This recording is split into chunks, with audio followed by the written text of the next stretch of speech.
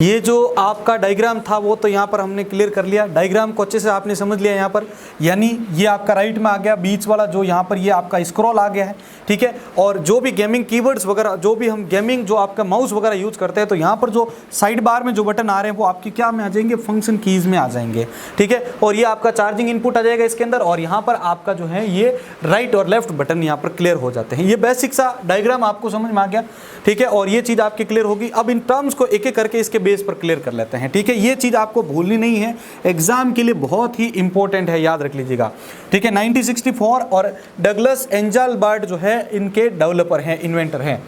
अब हम एक एक करके इन चीज़ों को समझते हैं कि माउस के बारे में कौन कौन सी जो है ये चीज़ें एग्जाम में पूछने लायक है, ठीक है। तो सबसे पहले अपन इसको क्लियर करते हैं यहाँ पर कुछ इस प्रकार से। सबसे पहला पॉइंट, आपको माउस के मूवमेंट के बारे में ध्यान रखना है, ठीक है। माउस का मूवमेंट आपको पता होगा कि जब भी माउस के द्वारा, ये आपकी स्क्रीन है मान लीजिए, अब इस स्क्रीन के ऊपर जो भी आपका माउस होता है तो वहाँ पर क्या होता है, आपके पास ये पॉइंटर होता है कुछ एरो की शेप में। ये पॉइंटर क्या होता है आपका, यहाँ पर ऊपर नीचे दाएं बाएं होता रहता है, जैसे जैसे आप कर्सर का मूवमेंट होता है वैसे।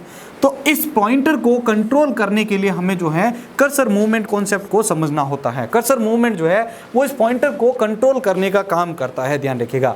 अगला अपने पास आता है पोलिंग रेट को लेकर, ठीक है। तो पोलिंग रेट की अगर हम बात करें यहाँ पर, तो माउस का, अब यहाँ पर अगर हम समझते हैं इसको कि ये अपनी स्क्रीन है यहाँ पर, अब इस स्क्रीन के ऊपर यहाँ पर जैसे माउस का पॉइंटर अभी यहाँ पर है, ठीक है, या अभी यहाँ पर है, या फिर कुछ देर भी ये यहाँ पर आ जाएगा।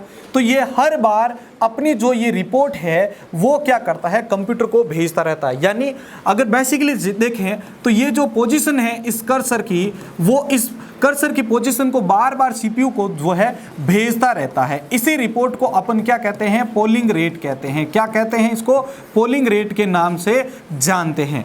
अगला अगर हम इसके बाद में कॉन्सेप्ट देखें तो पॉइंट आता है लिफ्ट ऑफ डिस्टेंस के बारे में। अब लिफ्ट ऑफ डिस्टेंस के बारे में अगर देखें तो यहाँ पर आपका ये जैसे एग्जांपल लेते हैं कि ये है मेरा टेबल या माउस पैड। अब इस माउस पैड के ऊपर यहाँ पर मेरा ये पड़ा है माउस। अब इस माउस को अगर यहाँ पर आप देखेंगे, ठीक है, अब इस माउस को अगर हम यहाँ पर देखते हैं, जैसे मैं यहाँ पर इसको हल्का सा थोड़ा सा इसको ऐसे ड्रॉ कर लेता हूँ, ये मेरे पास माउस है यहाँ पर। अब ये आपका सरफेस है, ये आपका माउस है। तो देखिए यहाँ पर मेरा ये नीचे सरफेस आ चुका है, इसके ऊपर मैंने रखा इस माउस को, ठीक है। ये माउस को मैंने रखा यहाँ पर, इसको एग्जाम्पल के लिए मैं मान लेता हूँ कि ये सरफेस है, इसके ऊपर ये अपना माउस पड़ा है यहाँ पर।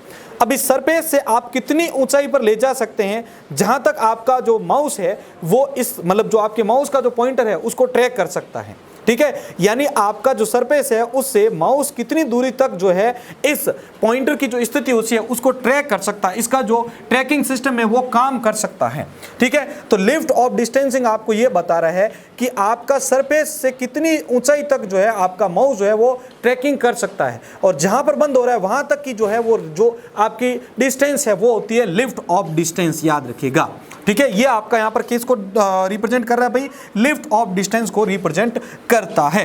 आगे बढ़ते हैं और बात करते हैं नेक्स्ट कॉन्सेप्ट के बारे में। यहाँ पर तीनों पॉइंट क्लियर हो चुके हैं, ध्यान रखिएगा। कर्सर मूवमेंट का, ठीक है, ये पॉइंटर की स्थिति को कंट्रोल करेगा। पोलिंग रेट के अंदर ध्यान रखना, ये पोजीशन जो होती है, स्पीड जिसकी जो पोजीशन रिपोर्ट होती है वो यहाँ पर आपको देता है। इसके अलावा लिफ्ट रिपोर्ट में देखेंगे आप तो ये सरफेस से कितनी ऊंचाई तक जो है इसकी ट्रैकिंग चल सकती है, जहां पर बंद होगा तो उसके बीच की जो दूरी होगी वो होगी आपकी लिफ्ट ऑफ डिस्टेंस की। समझ में आ रही है आपको सुभाष जी? चलो अगला देखिए, अगला पॉइंट आता है इसके बाद में अपने पास में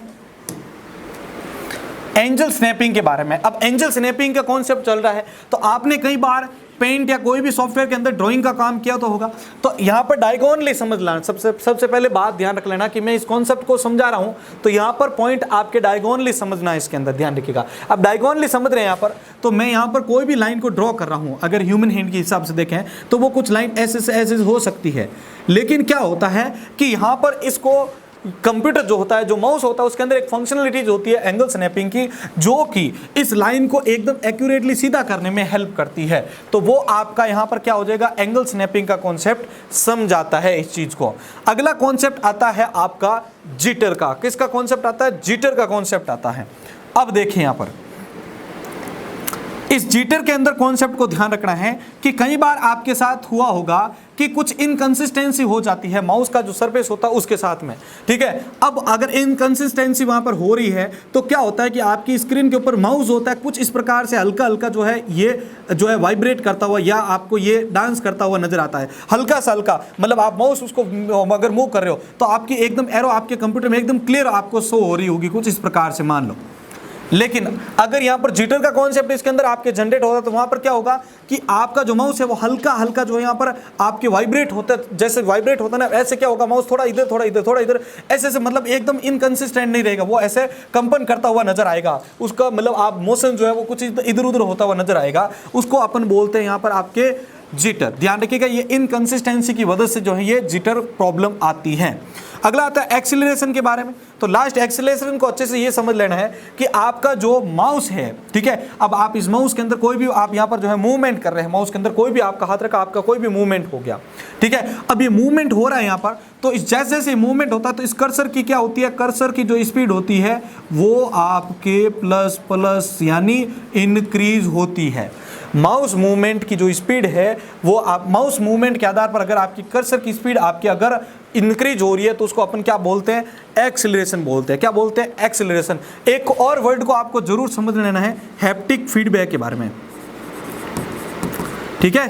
हैप्टिक फीडबैक की अगर हम बात करें यहाँ पर आपके, तो हैप्टिक फीडबैक में क्या होता है कि आप जैसे आपका मोबाइल है, अब मोबाइल के ऊपर आपने किसी को मैसेज सेंड किया या आपने कोई भी आपके पास मैसेज आया तो आपको फिजिकली वो ऐसा फील करवा रहा है, आपको फिजिकली वो ऐसा फील करवा रहा है कि यहाँ पर इसके अंदर कुछ ना कुछ मूवमेंट हुआ है, ठीक है। जैसे फोन का कंपन होना, वाइब्रेट होना, ये अपन को फिजिकली बताता कि इस फोन के अंदर कोई मूवमेंट हुई है या कोई प्रोसेस हुई है। तो ये जो आपको फीडबैक मिल रहा होता है उसको बोलते हैं अपन हैप्टिक फीडबैक के बारे में, ठीक है। एक बार इन सभी नोट्स को आप सभी उतार लीजिए यहाँ पर। ये आपका यहाँ पर जो है माउस के बारे में कॉन्सेप्ट अभी तक का क्लियर हो चुका है।